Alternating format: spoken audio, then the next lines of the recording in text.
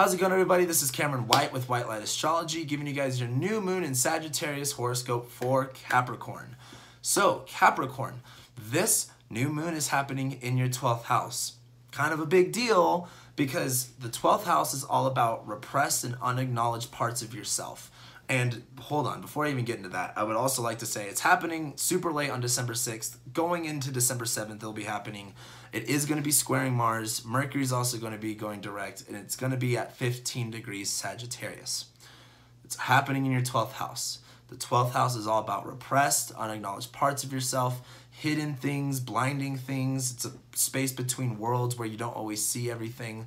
And this new moon is cleaning up and clearing out that old energy of what you've repressed and haven't acknowledged. As Jupiter's been in Sagittarius now, where it's bringing up things that you've repressed, that you haven't acknowledged, that you didn't always see, that are more on the positive side about what your beliefs are, this new moon is kind of like, all right, like, it's really time to stop, repressing these things and really start filling them out.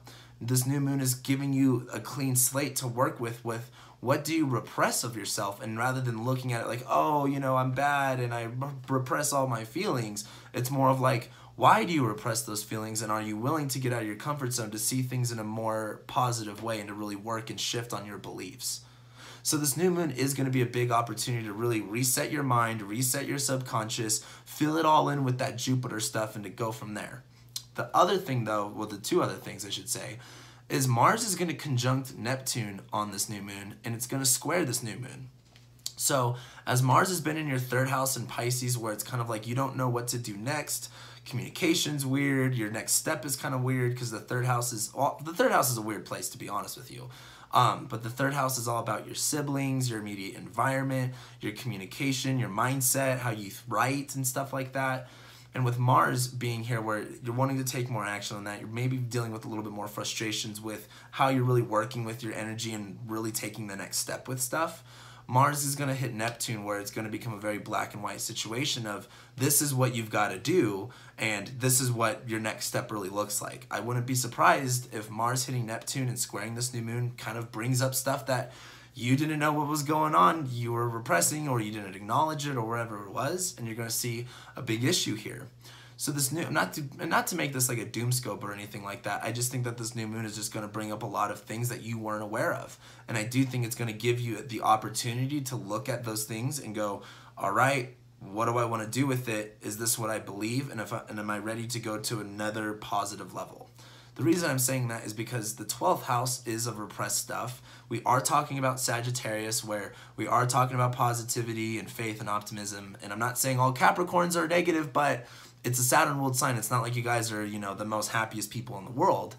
And so as this new moon happens and starts to bring up all of this stuff of like what you can believe, what the possibilities are, and what you really can bring into your world, Mars is like, hey, this is the issue with what you're doing, and you need to be clear about what your action is. You need to be clear with where you're really going with it. And with Mars being in Pisces, it's not about knowing how to get from point A to point B, but it's about knowing what your point B is and be willing to take every single step of the way there.